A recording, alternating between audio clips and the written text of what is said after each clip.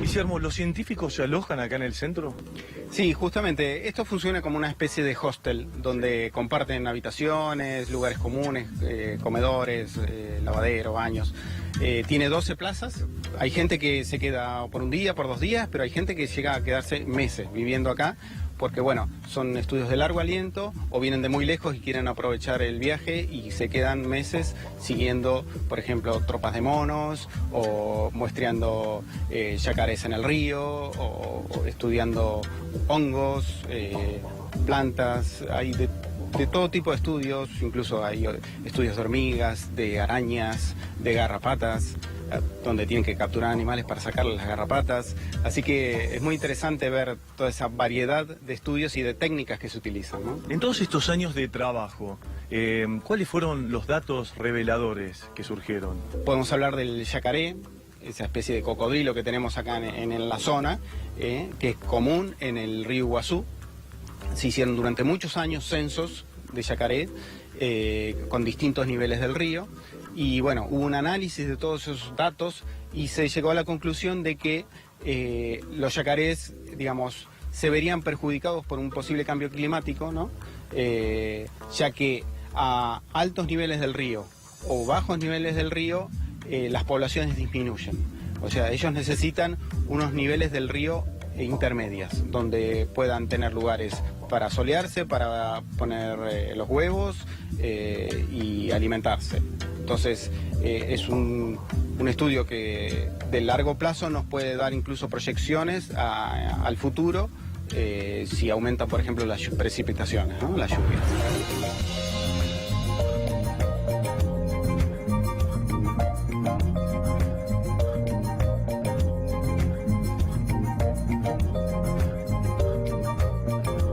Otras cosas interesantes surgieron de haber marcado animales como yaguaretés y pumas con radiocollares que pueden seguirse satelitalmente o por receptores de radio, que vimos que hay un intercambio muy grande con el Brasil, ¿no? Cruzan sin ningún problema el río Iguazú, que llega a tener hasta más de 1 kilómetro de ancho, muy profundo, pero los animales están totalmente adaptados, nadan sin ningún problema, así que tenemos mucho intercambio de fauna con el parque brasilero, ¿no? Cruzan yaguaretés, cruzan pumas, cruzan tapires, chanchos de monte, corzuelas, que son pequeños ciervos, así que los dos parques están funcionando juntos. Los animales no conocen la frontera y los dos parques se potencian entre sí. El yacaré en los años 90 estuvo muy amenazado. ¿Cómo están las poblaciones ahora? Bueno, las poblaciones del Parque Iguazú en general están bien protegidas, así que la población acá está estable. Es una población también bastante particular porque es un río correntoso, sí. En general están en bañados, lagunas, ¿no? Así que también es una población particular. Todos los años vemos crías de los yacarés, se dejan ver bastante por los turistas.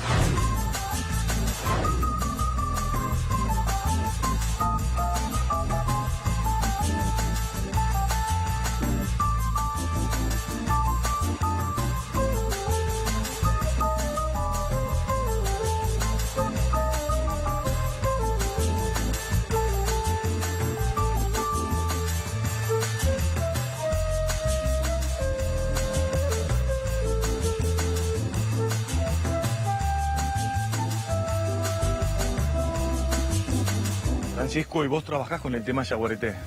Sí, yo formo parte del proyecto Yaguareté, que trabaja digamos, se enfoca en el estudio de la especie y de sus interacciones con otras especies desde el centro y norte de Misiones. Sí. ¿Trabajás dentro del parque o también de los alrededores?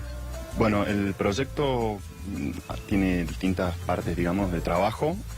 Particularmente en mi caso, trabajo vinculado a la comunidad, estudiando conflictos por depredación, no solo de yaguareté, también de puma. ¿Existe un conflicto del yaguareté y las comunidades? Así es, por ahí por cuestiones de pérdida del monte, por otro lado por la cacería, en algunas situaciones el animal, bueno, se ve forzado a tener que depredar ganado, y bueno, eso obviamente tiene un impacto en las economías de las familias. Entonces lo que se trata de hacer desde el proyecto es justamente establecer un lazo, un vínculo de confianza, digamos, con los productores, con las familias. Se tratan de buscar soluciones de distintos tipos de manejo de los animales, por ejemplo. La red de colaboración también, como te decía, se vincula con otras partes del proyecto, sí, en la cual funciona como toma de datos de distintas cosas, por ejemplo, si se ven huellas, si se tiene registros del animal, o de pronto si forma parte de un proyecto que se llama Ciencia Ciudadana, que tiene que ver con que, bueno, el poblador, la gente de la zona donde está el animal, bueno, a su forma también participe de la construcción científica, colectando esto que te digo, huellas, otro tipo de registros o fecas. Básicamente es la caca del animal, sí, a través de la cual se estudian, bueno, cuestiones genéticas. ¿La situación del yaguareté? Y es crítica en esta zona de su distribución, que es el sur de su distribución. Gracias a los estudios del proyecto Yaguareté podemos saber cómo fluctúan las poblaciones. En estos últimos años viene creciendo lentamente. Pudimos saber que en cierto momento el parque estaba utilizado hasta por 13 animales, que es muy poco, pero bueno, son animales que necesitan mucha superficie, así que imagínense que era el lugar donde más yaguaretés había en la provincia, y había solo 13. Imagínense en el resto, ¿no? Por eso se calcula que la población actual en toda la provincia, incluyendo el Parque Brasilero y el Parque do Turvo, que es un parque estadual de Brasil, ronda los 90 animales. Es casi nada, por eso es muy crítica la situación de este animal. Por suerte se vio que en el Parque Iguazú era la mayor densidad de la provincia, quiere decir que está bien protegido. El marcado de estos animales nos mostró después en un mapa por dónde andan, eso también fue muy revelador, ¿no? Sí. Utilizan muchísimo los caminos, o sea, al tipo le gusta caminar cómodo. Entonces, cuando ves que por la ruta 101, que es una ruta que atraviesa todo el parque, hay un montón de líneas por donde pasó el animal, te sorprendes porque es un lugar donde las personas también usan mucho. Claro. Entonces esa superposición de usos, obviamente en distintos horarios, en distintos momentos, es muy difícil ver un yaguareté. Hay gente que tiene mucha suerte y lo llega a ver, pero es muy difícil. Pero cuando ves que lo usa muchísimo, vos decís, bueno, entonces está ahí al lado y no lo vemos. Por dónde andan los animales con esos radiocollares también fue una imagen muy reveladora de cómo usan el espacio, ¿no? También vemos que muchos animales no les alcanza el parque y tienen que salir, ¿no? Para buscar presa, para buscar pareja, para desplazarse.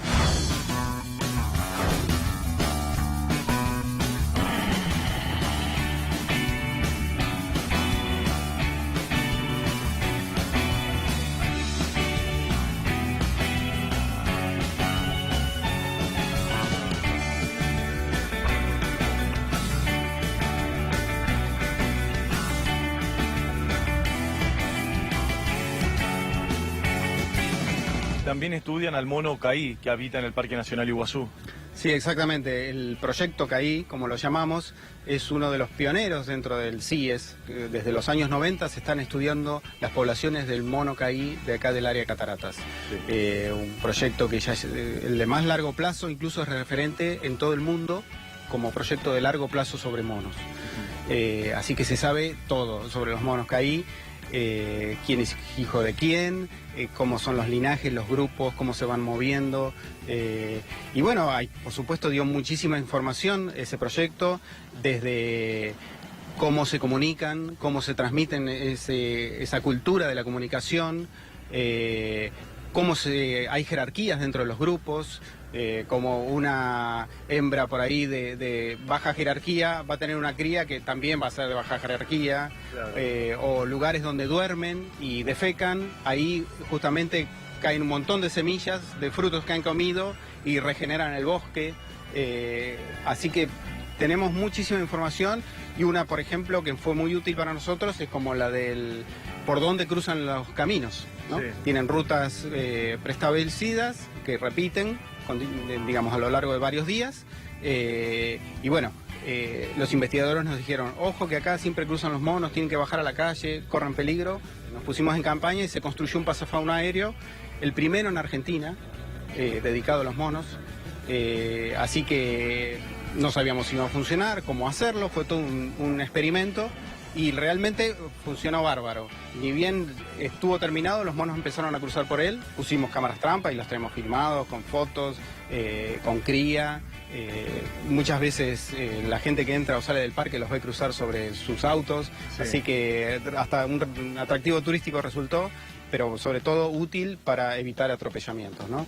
Y así, con nuevas oportunidades, fuimos instalando más pasafaunas y en 2 casos funcionan muy bien porque los tenemos cerca y los podemos monitorear, y en otros, los más nuevos, todavía nos falta información, pero calculamos que también sirven para este propósito, incluso no solo para los monos.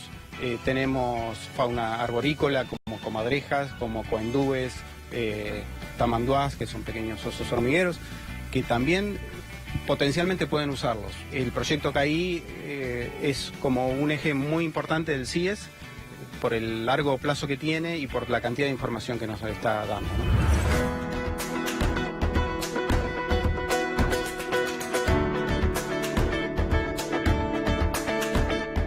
No solamente está el mono caí acá en el parque, sino que también hay otro mono, el mono carayá, es muy raro de ver, incluso se hizo más raro todavía después de un brote de fiebre amarilla en el pasado, que lentamente, muy lentamente se van recuperando. Ya tenemos registros nuevos de hace 1 año, 2 años, en lugares donde antes no se lo veía. Quiere decir que de a poquito las poblaciones se van recuperando.